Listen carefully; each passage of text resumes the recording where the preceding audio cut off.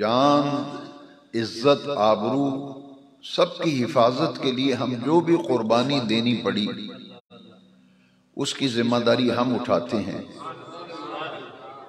تو یثرب میں آپ کو کوئی تکلیف نہیں ہوگی، ہم دل و جان سے آپ کا ساتھ دیں گے، اور اہل یثرب آپ کے منتظر ہیں. آپ ہمارے ہاں تشریف لے آئیں، وہاں آسانی سے آپ دین کی دعوت و تبلیغ کا کام کر سکیں گے، اور گرد و نواح کے قبائل جو ہیں وہ بھی مسلمان ہو جائیں گے. تو یہ جو 72 افراد آئے تھے، انہوں نے پھر حضور سے عرض کیا تھا کہ ہمیں کوئی ایسا شخص چاہیے، ایک ایسا معلم، تعلیم دینے والا، ایک مدرس کی ضرورت ہے جو ہمیں قرآن پڑھائے اور قرآن سکھائے، اور دوسرا کام وہ یہ کرے کہ لوگوں کو قرآن پڑھنے اور سیکھنے کے لیے تیار کرے. اس کام کے لیے ہمیں ایک آدمی کی ضرورت ہے، وہ ہمیں آپ عطا فرما دیں تاکہ وہ بستی یثرب میں جا کر ہمیں قرآن کی تعلیم دے، قرآن سکھائے، قرآن پڑھائے، قرآن کا درس دے، تعلیم دے، اور ساتھ میں وہ جو مسلمان ہو رہے ہیں ان کو اس بات پر آمادہ کرے کہ وہ قرآن سیکھیں، قرآن پڑھیں، قرآن سمجھیں. اس کام کے لیے ایک ہمیں مقری کی ضرورت ہے. مقری ایک ہوتا ہے قاری، ایک ہوتا ہے مقری. قاری ہوتا ہے جو قرآن پڑھے، مقری وہ ہوتا ہے جو قرآن پڑھائے.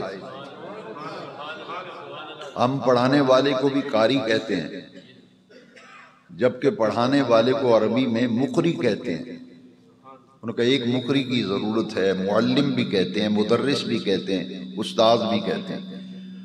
تو حضور نے جس نوجوان کا انتخاب کیا تھا، یہ نوجوان بڑے امیر کبیر گھرانے کا تھا. اتنا امیر نوجوان تھا کہ اس زمانے میں اس کے کپڑے پیرس سے سل کے آتے تھے، اور بڑا اعلیٰ قسم کا عطر لگاتا تھا، خوشبو بھی بڑی دور دراز علاقوں سے منگواتا تھا.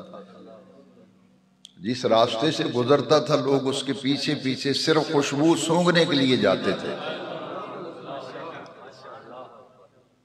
اس نوجوان نے جب اسلام قبول کیا، امیر کبیر گھرانے کا فرد تھا، تو اس کے والدین نے اس کے جسم سے کپڑے بھی اتار لیے، الف ننگا کر کے انہوں نے کہا کہ جا جس کا کلمہ پڑا ہے اسی سے کپڑے لے لے، یہ ہمارے کپڑے بھی اتار کے دے جا.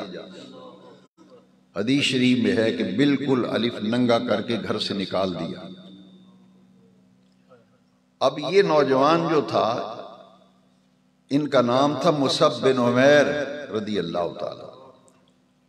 یہ غزوہ احد میں شہید ہوئے تھے، اور حضرت امیر حمزہ رضی اللہ تعالیٰ عنہ کے قبر انور کے ساتھ حضرت مصعب بن عمیر کی قبر ہے رضی اللہ تعالیٰ. امیر ترین گھرانے کا فرد تھا. آپ اندازہ فرمائیں صحابہ کرام کی عظمت کا. آپ جس کو استنجے کے مسائل نہیں آتے وہ صحابہ پہ کتے کی طرح بھونکتا ہے. یہ وہ صحابہ تھے جنہوں نے اسلام قبول کیا تو کتنی قربانیاں دی، کپڑے بھی اتار لیے، ننگا کر کے نکال دیا. ان کے لباس کا حضور نے انتظام کیا. جب یثرب والوں نے کہا کہ ہمیں مقری کی ضرورت ہے تو حضور نے مصعب بن عمیر کو بلایا، فرمایا جاؤ تمہاری یثرب میں ڈیوٹی لگاتا ہوں، وہاں جا کے دین کی تبلیغ بھی کرو، قرآن کی تعلیم بھی دو. یہ جو مسلمان ہوئے ہیں انہیں اسلام سکھائیں، قرآن پڑھائیں، دین کی تعلیم دیں. تو یہ حضرت مصعب بن عمیر وہاں چلے گئے. ہجرت مدینہ سے 1 سال پہلے انہوں نے وہاں جا کر دین کا بڑا کام کیا، بہت سے لوگوں کو اسلام قبول کرنے پہ آمادہ کیا، جو مسلمان تھے ان کی تعلیم اور تربیت کا اہتمام کیا. اور پھر مسجد نبوی شریف کے دروازے پر ایک دن ہجرت مدینہ کے بعد حضور جب گزرے دروازے سے تو یہ مصعب بن عمیر دروازے میں بیٹھے ہوئے تھے مسجد میں، اور ان کے جسم پر جو لباس پہنا ہوا تھا اس پر پیبند لگے ہوئے تھے، پیبند، ٹاکیاں لگی ہوئی تھی۔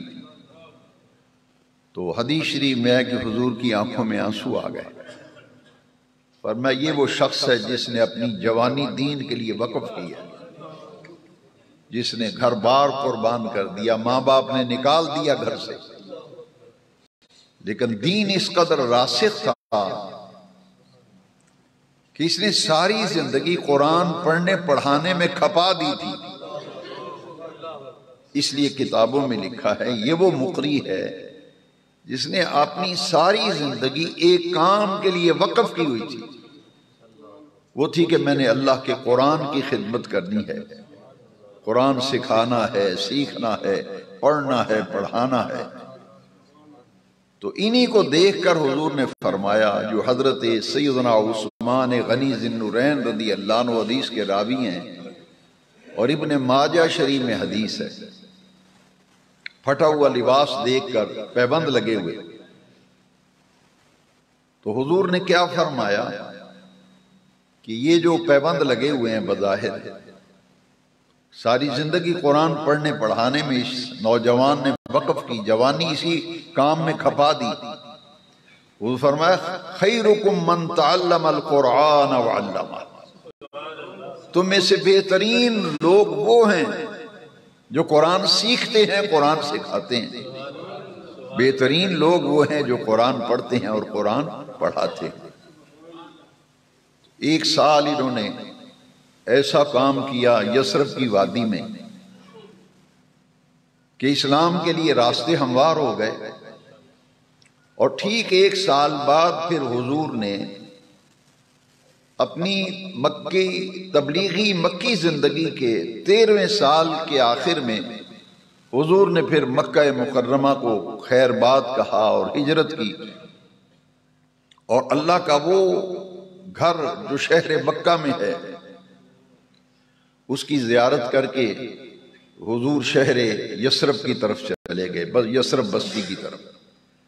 اور یثرب ایسی سرزمین تھی جہاں صحت مند آدمی جاتا تو وہ اس کی صحت خراب ہو جاتی تھی، وہ علیل ہو جاتا تھا، بیمار ہو جاتا تھا۔ لیکن جب حضور ہجرت فرما کر تشریف لے گئے تو یہ یثرب کی جگہ پھر اس کا نام مدینہ طیبہ رکھ دیا گیا، مدینہ طیبہ۔ وہ جو پہلے صحت مند آدمی جانے سے بیمار ہو جاتا تھا، حضور کے قدم رنجہ فرمانے اور ہجرت فرما کر وہاں قیام فرمانے کی برکت سے اس جگہ کو یہ مقام ملا کہ غبار المدینہ شفاء الجذام، مدینہ شریف کا جو گرد و غبار ہے یہ تو کوڑ کی بیماریوں کے لیے بھی شفا ہے۔ یہاں حضور تشریف لے گئے ہجرت فرما کر، اور یہ آپ بیانات میں اور جماعت میں اور یوم صدیق اکبر کی محفل میں بھی سن چکے کہ یہ حضور کے ہجرت کے ساتھی جو بنے وہ سیدنا ابو بکر صدیق ہیں رضی اللہ عنہ۔ یہ انتخاب رب کا ہے، یہ انتخاب رب کا ہے، اس لیے کہ ہمارا ایمان ہے کہ حضور اپنی مرضی سے تو کچھ کہتے نہیں، اپنی مرضی سے حضور کوئی لفظ اپنی زبان پہ نہیں لاتے، کیونکہ قرآن مجید کی آیت کریمہ ہے وَمَا يَنْتِقُ عَنِ الْهَوَىٰ إِنْ هُوَ إِلَّا وَحْيٌ يُوحَىٰ، کہ اپنی خواہش سے حضور کچھ نہیں بولتے۔ نطق بولنے کو کہتے ہیں وَمَا يَنْتِقُ عَنِ الْهَوَىٰ، ہوا کہتے ہیں اپنی خواہشات، ذاتی خواہشات۔ حضور اس پر تو کچھ بولتے نہیں، نہ کچھ کہتے ہیں۔ ان ہوا الا وحی یوحا، حضور تو وہی بولتے ہیں جو رب کی مرضی اور مشیت ہوتی ہے۔ اس لیے جو انتخاب تھا ہجرت کے سفر کے لیے وہ حضور کا انتخاب نہیں تھا، بظاہر حضور نے منتخب کیا، لیکن در حقیقت وہ اللہ رب العزت کا انتخاب تھا۔ جیسا کہ قرآن مجید میں بتایا ثانی اثنین اذ ہما فی الغار، یہ حضور کو اتنے پیارے تھے سیدنا صدیق اکبر رضی اللہ عنہ، اتنے پیارے تھے کہ ہجرت کے سفر میں حضور ساتھ لے گئے، غار میں ساتھ رہے۔ تو حضور نے ایک موقع پر فرمایا کہ اے ابو بکر تو نے غار میں میرے لیے جگہ بنائی تھی، تو نے میرے لیے غار میں جگہ بنائی تھی، میں تیرے لیے مزار میں جگہ بناؤں،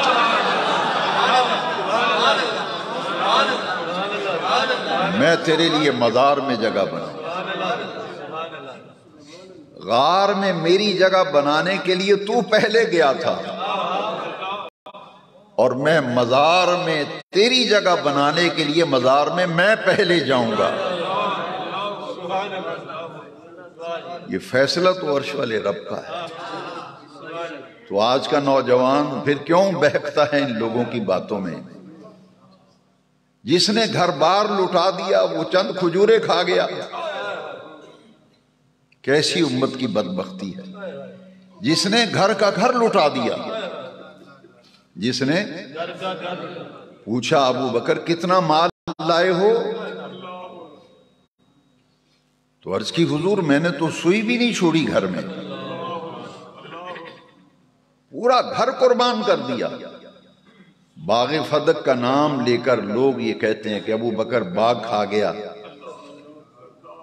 کیسے لاہنجار لوگ ہیں، جس نے گھر بار لٹایا وہ چند کھجوروں ٹوکری کھجوروں کی کھا گیا، وہ کیسی بات ہے؟ فسانے گھڑے ہوئے ہیں لوگوں نے۔ یہ دختر کن کی ہے؟ رسول اعظم صلی اللہ علیہ وسلم۔ سیدنا صدیق اکبر رضی اللہ تعالیٰ عنہ وہ عظیم المرتبہ شخصیت ہیں جن کے بارے میں قرآن کی نص آئی، ایک نہیں کئی مقامات پر۔ تو ہجرت کے سفر میں حضور کے ساتھ ہیں۔ تمام سیرت کی کتابوں میں لکھا ہے کہ کبھی حضور کے آگے چلتے ہیں، کبھی پیچھے چلتے ہیں۔ یہ کھجوریں کھا گئے کہ حضور نے فرمایا ابو بکر تم سیدھے ہو کے کیوں نہیں چلتے؟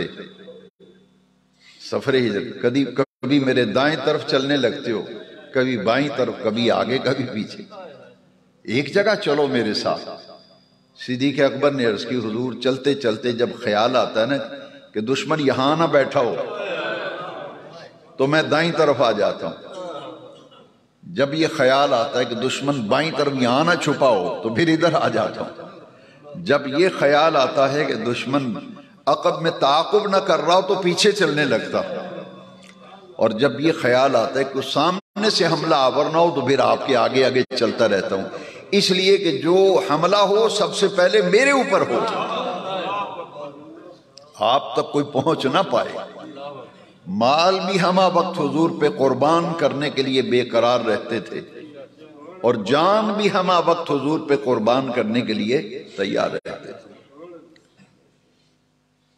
1.25 لاکھ صحابہ ہیں لیکن اکیلے ابو بکر صدیق ہیں۔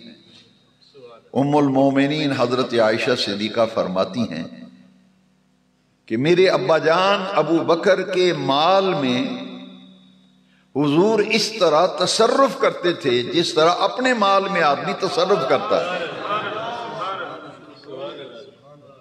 جیسے آپ کی جیب میں پیسے ہوں، گھر میں پڑے ہوں، تو آپ کی مرضی سے ہی وہ خرچ ہوتے ہیں، آپ اپنی مرضی سے خرچ کرتے ہیں۔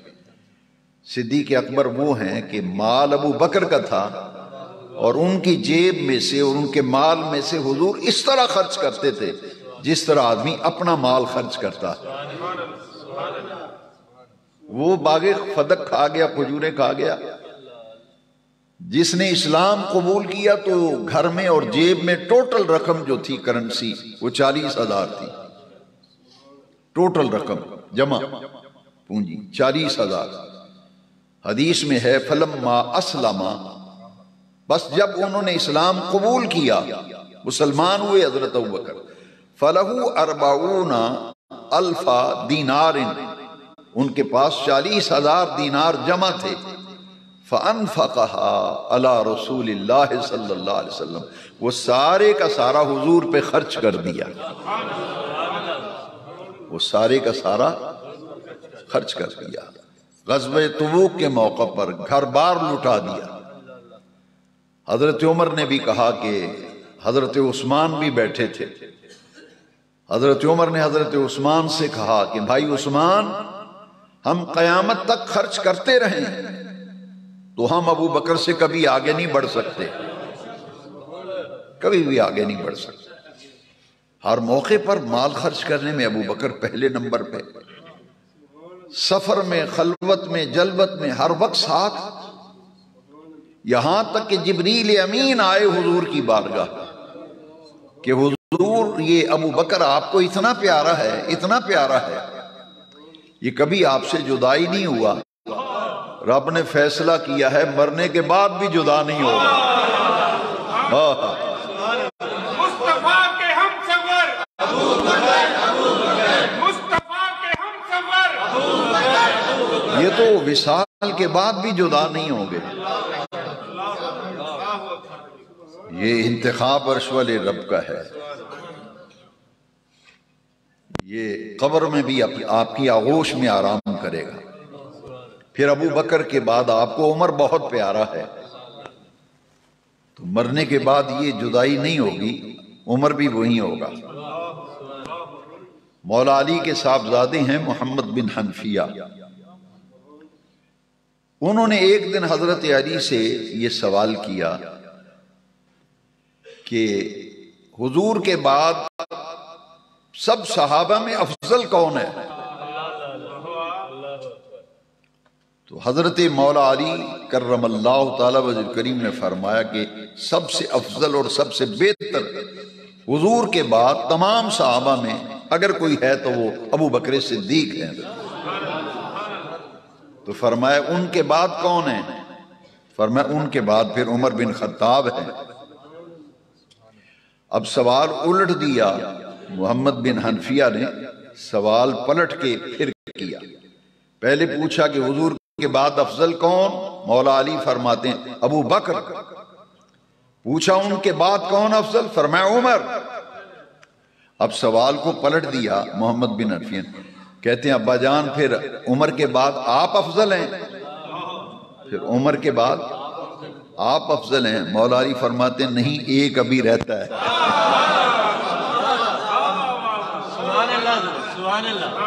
ایک ابھی رہتا ہے۔ پوچھا ابا جان وہ کون ہے؟ فرمایا عمر کے بعد پھر افضل ہے تو عثمان غنی ذی النورین ہے۔ اب ان کے بارے میں تو ذرا قرآن کی آیت سنیے کہ ان کے آپس کے تعلقات کیسے تھے، یہ قرآن سے پوچھ لیں، کسی اور سے پوچھنے کی کیا ضرورت ہے؟ قرآن سے پوچھیں کہ صحابہ کے آپس میں کیسے تعلق تھے، ان کا پیار محبت جو اس کی کیفیت کیا تھی۔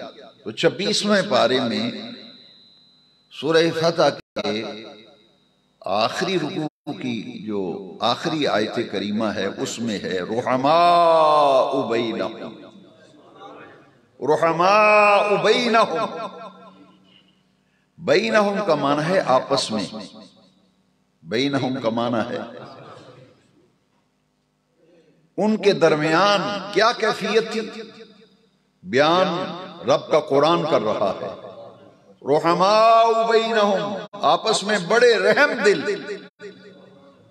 آپس میں بڑے نرم مزاج اور نرم خو تھے، رحماء بینہم۔ اور اس کا اردو میں ترجمہ ہے کہ باہم شیر و شکر تھے، باہم شیر و شکر تھے۔ شیر دودھ کو کہتے ہیں، دودھ میں اگر شکر ڈالیں، چینی ڈالیں تو دودھ سے جدا کی جا سکتی ہے، اس میں اگر مکس کریں شکر یا چینی تو دودھ سے شکر جدا ہوتی، میٹھا دودھ سے جدا ہو سکتا ہے یا دودھ میٹھے سے جدا کیا جا سکتا ہے۔ تو قرآن کہتے ہیں کہ صحابہ تو باہم شیر و شکر تھے، رحماء بینہم۔ ہاں جب کفر کے مقابلے میں آتے تھے نا، اگر کفر کے جو آپس میں رحم دل ہیں، نرم مزاج ہیں، نرم خو ہیں، جب کفر کے مقابلے میں کہیں ڈٹ جاتے ہیں تو قرآن نے کہا اشداء علی الکفار، پھر چٹان بن کر کفر سے ٹکرانے کے لیے ڈٹ جاتے ہیں۔ لیکن آپس میں جب بیٹھتے ہیں تو ایک دوسرے کے لیے بچھ جاتے ہیں۔ ہو حلقہ یاراں تو بریشم کی طرح نرم، وہ حلقہ یاراں تو بریشم کی طرح نرم، رزم حق و باطل ہو تو فولاد ہے مومن۔ یہ تو آپس میں بڑے نرم دل، نرم مزاج تھے صحابہ۔ سیدنا ابوبکر صدیق رضی اللہ تعالیٰ عنہ، حضرت عائشہ صدیقہ کیا فرماتی ہیں؟ جتنے بھی بیانات اس سال میں نے جمادی الثانی میں کیے ہیں، جن حضرات نے سنے ہیں، ان تمام بیانات کو اگر ذہن میں رکھیں تو سیدنا ابوبکر صدیق جو ہیں پوری امت میں، یہ میں پوری ذمہ داری سے یہ لفظ اور جملے بولنے لگا ہوں، صرف صحابہ میں نہیں، پوری امت میں، صحابہ سے لے کر آج تک تمام ایمان والوں میں سب سے زیادہ حضور کی محبت، امت میں سب سے زیادہ حضور کی محبت جس دل کے اندر تھی وہ صدیق اکبر کا دل ہے۔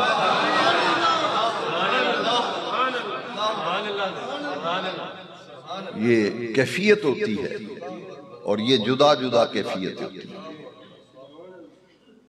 اور میں ہر بات دلیل سے کرتا ہوں، دلیل کے بغیر میں بات نہیں کرتا۔ اب اس پر میں ایک دلیل لا رہا ہوں، اور وہ دلیل ام المومنین حضرت عائشہ صدیقہ کا قول ہے رضی اللہ عنہ۔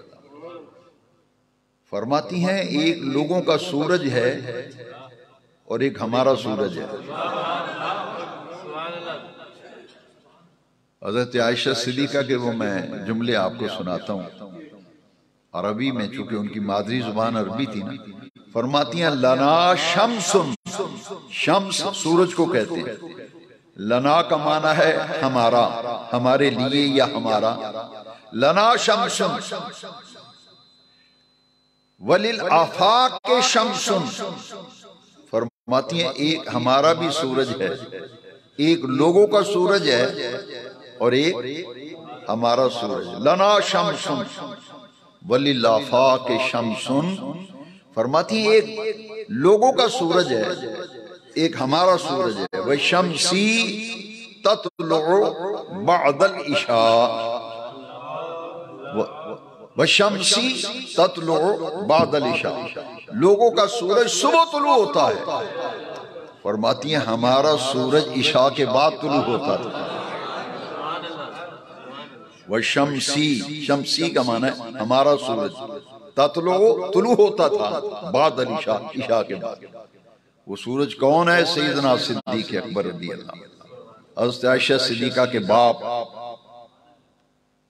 فرماتی ہیں ایک لوگوں کا سورج ہے، وہ تو صبح نکلتا ہے نا، سورج روشنی کرتا ہے، ہمارا سورج عشاء کے بعد طلوع ہوتا تھا۔ کیا مطلب؟ سارا دن حضور کی صحبت میں، سارا دن ابوبکر صدیق حضور کی صحبت، اور عشاء کی نماز پڑھا کر سرکار جب کاشانہ نبوت میں تشریف لے جاتے تو صدیق پھر اپنے گھر میں جاتے تھے۔ جب تک حضور موجود ہیں صدیق نہیں جاتے تھے،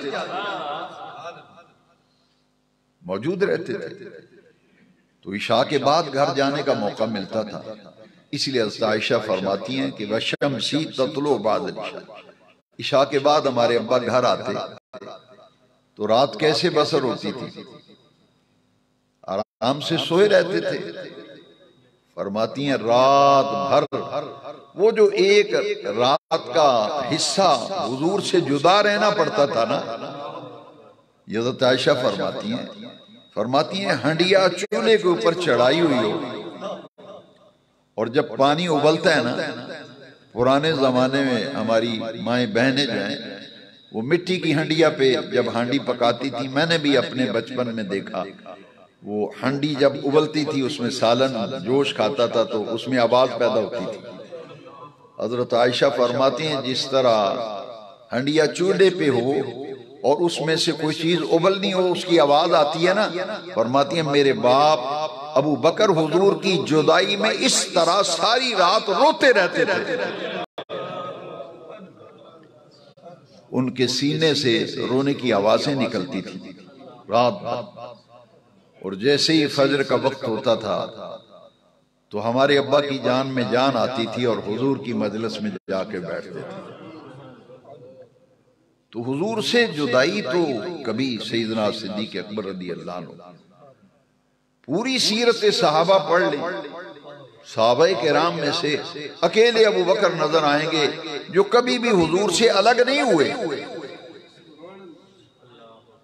اور سب سے چوٹی کی جو آپ کی خصائص ہیں، خصوصیات ہیں، ان میں سے چوٹی کی 2-3 باتیں میں عرض کرتا ہوں کہ یہ حضور کے مزاج شناس تھے۔ ہر خطیب کا بیان کرنے والے کا الگ انداز ہے، پتہ نہیں میں آپ کو سمجھا پاؤں یا نہ پاؤں، لیکن میں قرآن و حدیث کے گہرے مطالعے کے بعد میں اس نتیجے پر پہنچا ہوں، مجھے کعبے کے رب کی قسم ہے 1.25 لاکھ صحابہ میں حضور کا مزاج شناس اگر کوئی تھا تو اکیلا ابو بکر صدیق تھا، مزاج شناس۔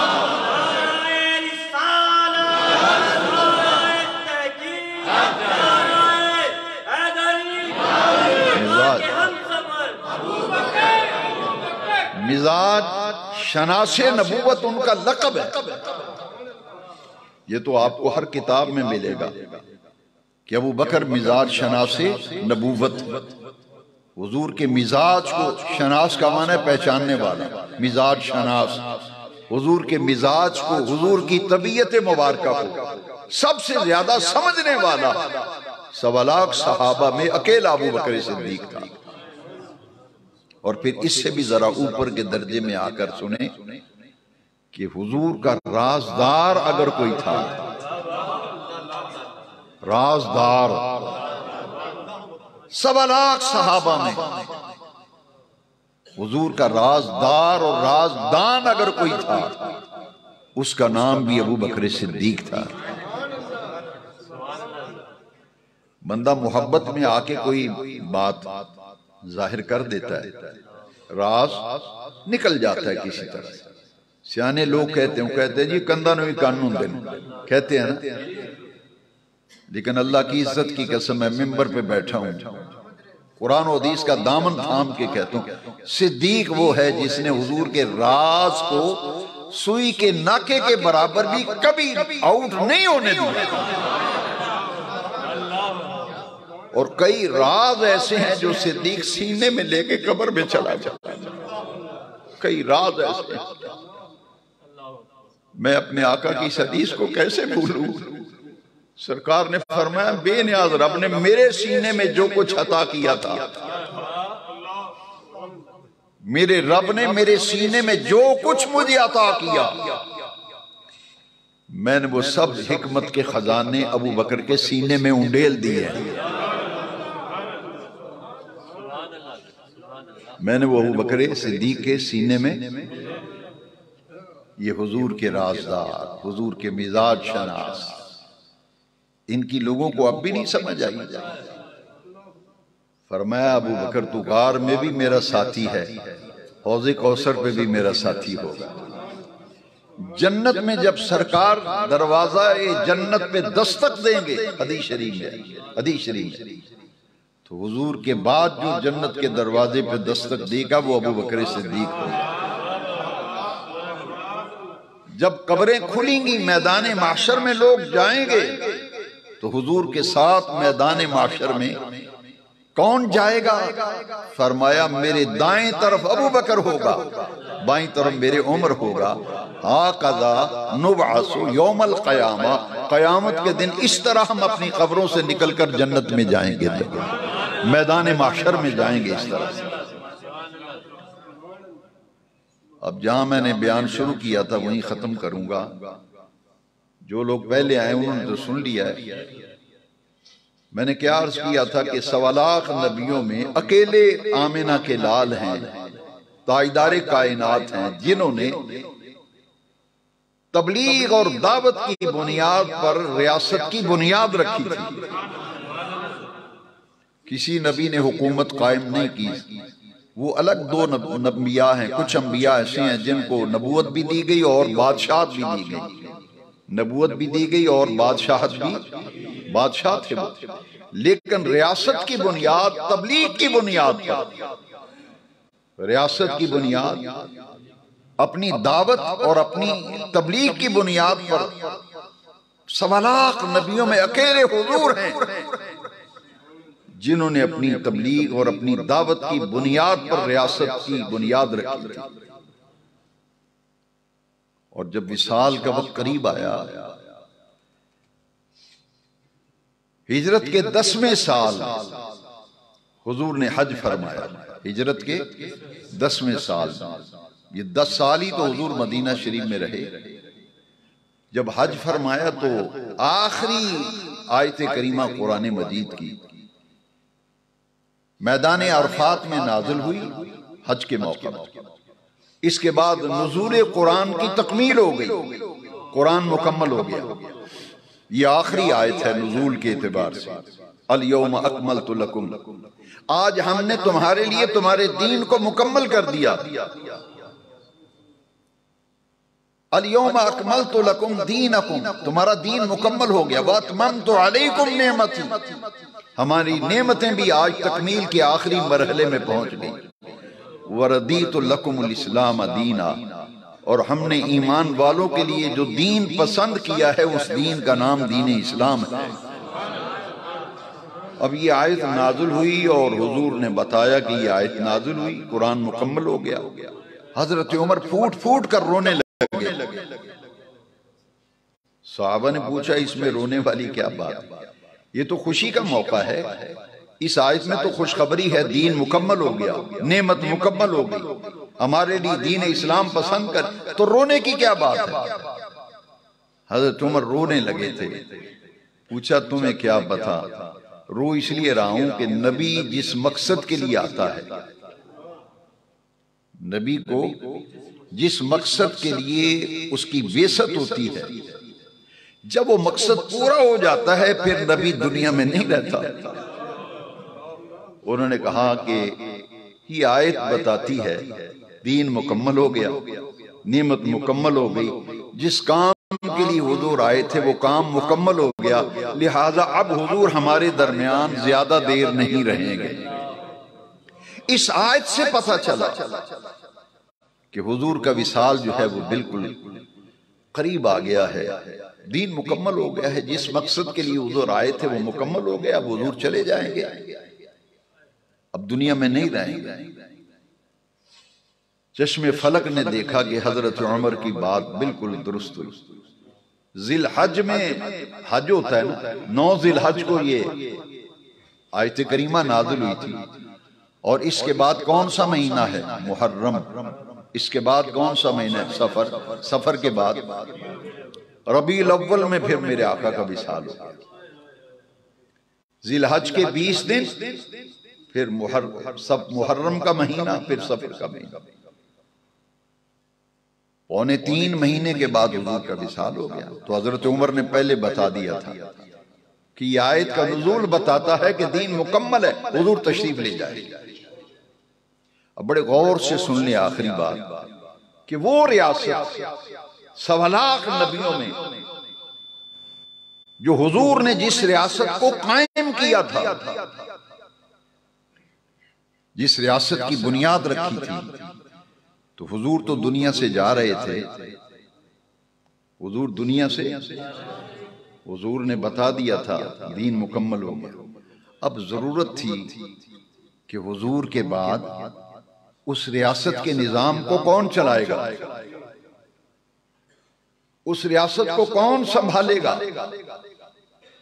تو ریاست کو سنبھالنے کے لیے، ریاست کا نظام چلانے کے لیے خلیفۃ الرسول کی ضرورت تھی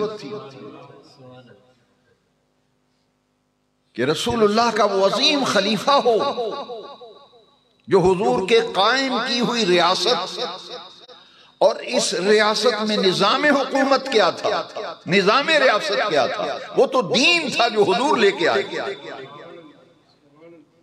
اس نظام سیاست کو کون چلائے گا، دین کون قائم کرے گا؟ کسی ایسے شخص کی ضرورت تھی جس پر کسی کا کوئی اختلاف نہ ہو۔ آخری باتیں غور سے سنیں، بڑی قیمتی بات۔ کسی ایسے شخص کو اگر حکمران بنا دیا جائے جو مختلف ہی آدمی ہو، جس سے ہزاروں اختلافات ہوں، اس پہ لوگوں کا اتفاق نہ ہو، تو پھر گروہوں میں بٹ جاتی ہے قوم، پھر قوم گروہوں میں بٹ جاتی ہے۔ لہذا ایسے ایک ضرورت تھی شخصیت کی جو متفقن علیہ شخصیت، میرے لفظوں پہ غور کرنا، متفقن علیہ شخصیت وہ ہوتی ہے جس پر سب کا اتفاق ہو، کسی کا اختلاف نہ ہو۔ لہذا ایسے شخص کی ضرورت تھی جو حضور کے دنیا سے پردہ فرما جانے کے بعد حضور کا خلیفہ ہو، اسے خلیفۃ الرسول کہا گیا، جو نظام ریاست چلائے، اور حضور جو دین لے کر کے آئے تھے اس دین کو غالب کرنے کے لیے وہ حضور کا جانشین ہو، حضور کا جانشین، حضور کا خلیفہ۔ ایسے شخص کی ضرورت تھی نا، تو یہ انتخاب پھر کس نے کیا، اس پر میں تبصرہ نہیں کروں گا، میں صرف حدیث سناؤں گا، فیصلہ آپ اس سے کروائیں۔ جو سب سے بڑا مفتی ہے نا، اس سے فیصلہ۔ یہ جھگڑے خلافت کے لوگوں کو گمراہ کیا ہوا ہے۔ ایسے شخص کی ضرورت تھی جس پر کسی کا اختلاف نہ ہو۔ اب جب حضور کا وصال قریب آیا تو وصال سے 3 دن پہلے، کتنے دن پہلے؟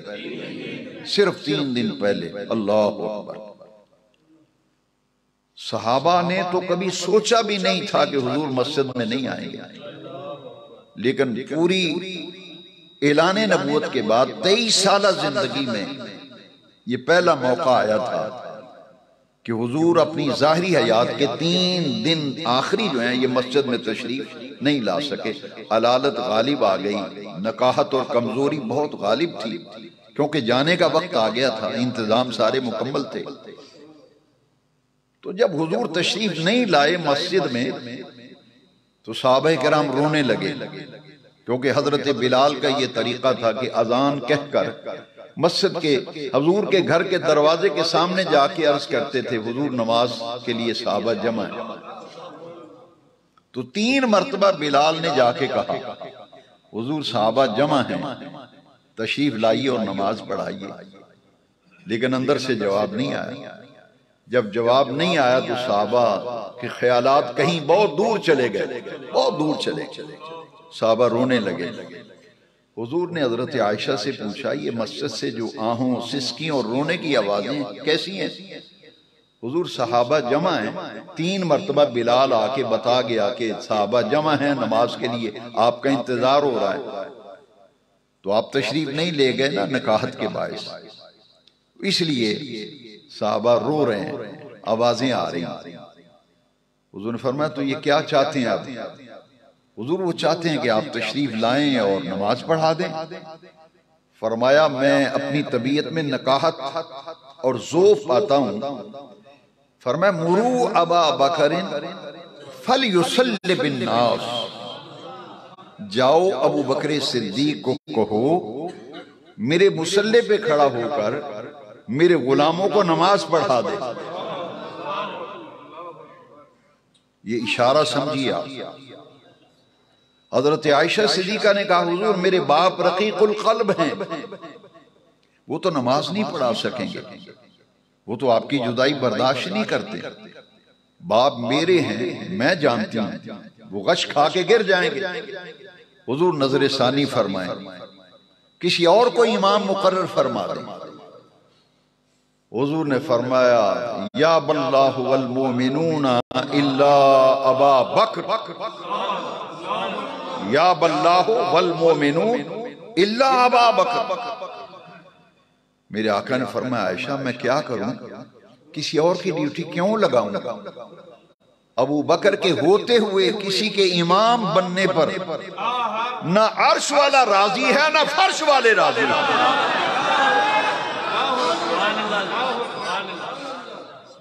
یا بلّاہ والمومنون الا ابا بکر، مسلم شریف کے لفظ ہیں. عائشہ میں کسی اور کو امام کیسے مقرر کروں؟ ابو بکر کے ہوتے ہوئے کسی اور کے امام بننے پر نہ اللہ راضی ہے نہ ایمان والے راضی ہیں، نہ فرش والے راضی ہیں نہ عرش والا راضی ہے. نماز پڑھائے گا تو ابو بکر پڑھائے گا. 5 منٹ زیادہ ہو جائیں گے کیونکہ آج اسے مکمل کرنا ہے مضمون. 5 سے بھی کم منٹ لگاتا ہوں. اب جب فرمایا ہاں ابو بکر میرے حکم سے میرے مصلی پہ کھڑا ہو جائے. متفقن علیہ شخصیت کی ضرورت تھی نا. فرمایا نماز پڑھائے گا تو ابو بکر. ادھر صدیق اکبر حضور کے حکم سے نماز پڑھا رہے ہیں، صحابہ پیچھے نماز پڑھ رہے ہیں. اللہ اکبر. میں نے زندگی میں پہلی مرتبہ یہ روایت پڑھی ہے اور بیان بھی پہلی مرتبہ.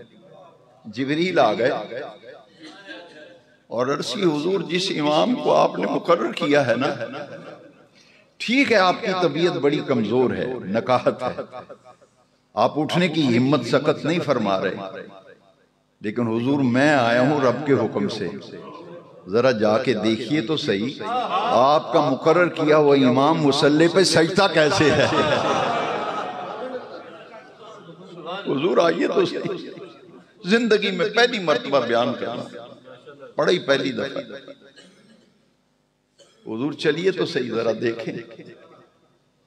فرمایا جبریل مجھ میں تو اٹھنے کی ہمت نہیں ہو رہی. حضور میں جو آیا ہوں اللہ کا پیغام لے کے آیا. حضور اٹھے، وضو کیا، وضو فرما کے جبریل امین سرکار کو پکڑتے ہیں اور دروازے پر لاتے ہیں. حضور نے یوں کر کے دیکھا نا تو حضور کے سگے چچا عباس ابو بکر کے پیچھے نماز پڑھ رہے ہیں. یہ وہ چچا جن کو حضور نے فرمایا یہ میرا چچا ہی نہیں میرا باپ ہے، حضرت عباس. حضور نے پھر یوں کر کے دیکھا تو پیچھے مولا علی. پھر یوں دیکھا کہ میرے مقرر کیے امام کے پیچھے کون کون پڑھ رہا ہے. دیکھا تو حسنین کریمین پیچھے، دیکھا ابو عبیدہ بن جراح پیچھے، پھر دیکھا سعد ابن وقاص پیچھے، پھر دیکھا تو طلحہ پیچھے، حضور کی پھوپھی کا بیٹا زبیر پیچھے. میرے آقا نے دیکھا سبھی پیچھے کھڑے ہیں، کوئی پیچھے نہیں رہا، سارے پیچھے کھڑے ہیں. فرمایا ابو بکر آگے باقی سارے پیچھے. حضور خوش ہو گئے، حضور خوش ہو گئے، حضور خوش ہو گئے. اور نماز پڑھائے گا تو اس ریاست کا نظام چلانے کے لیے اگر کوئی شخصیت تھی متفقن علیہ تو وہ کون تھی؟ سیدنا ابو بکر. لو جی آخری بات مولا علی کا قول. یہ خلافت پہ جھگڑتے ہو ویسے کرتے ہو، یہ اب وہ تو جنت میں چلے گئے، خلافت کر گئے، تمہارے جھگڑے سے کیا ہوگا؟ مولا علی کا قول سن لے ذرا، کان کھول کر دل پہ نقش کریں. مولا علی نے فرمایا جب سیدنا صدیق اکبر خلیفۃ الرسول کا منصب آپ نے سنبھالا نا تو مولا علی نے فرمایا شیر خدا کرم اللہ تعالی وجہ کریم، فرمایا نبی کریم نے ابو بکر کو ہمارے دین کی امامت کے لیے چنا تھا، ہم نے اپنی دنیا کی امامت کے لیے بھی چن لیا ہے. وآخر دعوانا